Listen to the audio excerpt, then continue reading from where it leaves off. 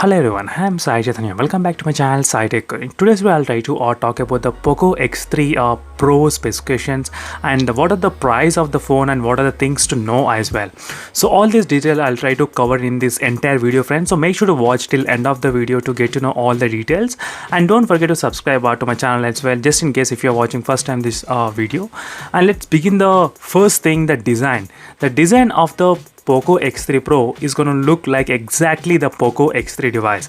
So right now I do have the Poco X3 smartphone, so the design will be exactly the same like the Poco X3 phone only. So from the back side, if you look, as you can see friends clearly, which looks exactly kind of similar to the Poco X3's design. So there is nothing difference you're gonna experience in the Poco X3 Pro.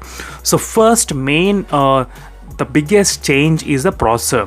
The Poco X3 has the Snapdragon 732G, but the Pro version has got the Snapdragon 860 version, so which is a really good upgrade. But the 860 is kind of close to Snapdragon 855 plus chipset, so that's one thing you need to remember. But considering Poco X3 has got 732G, which is a very huge improvement in the performance. So not only that, you do get UFS 3.1 storage speeds. That's our biggest benefit, friends. So UFS 2.1 versus 3.1, you will be seeing a lot of difference, but the 3.1 will help you a lot in terms of the read and write storage speed test. So overall, friends, that's the two biggest advantages, Snapdragon 860 and having the UFS 3.1 storage. And other things, like you can expect the Poco X3 Pro will be having the 8GB RAM variant, as you can see, friends, and the phone has got the Gorilla Glass 6 protection. So when you compare with the previous phone which has only Gorilla Glass 5, that's a very huge improvement.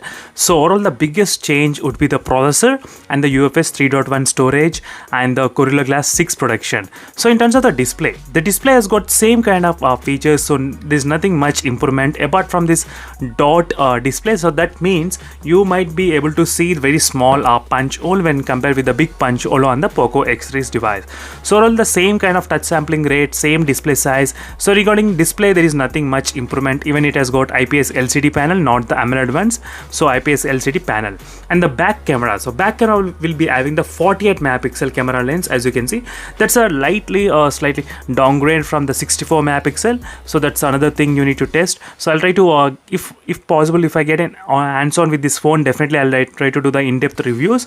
So 48 megapixel camera and the 8 megapixel ultra wide, as you can see, 4 cameras will be getting in the back side, and the battery is of 5160 mAh of battery, as you can see, friends. So this is what the Pro version will be having. So previously X3 has got the 6000 mAh of battery, so now the Pro version has got 5160 mAh of battery. So maybe the Indian variant might have more version, I think more mAh, maybe 6000 mAh of battery. But these are the few details about the specifications. So just we spoke about the specification, but finally let's talk about the pricing. That is where the things will get really interesting.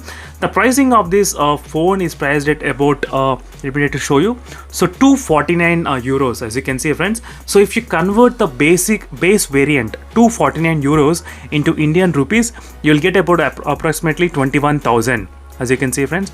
So maybe if you consider the price to be slightly higher, maybe it can be below 25,000.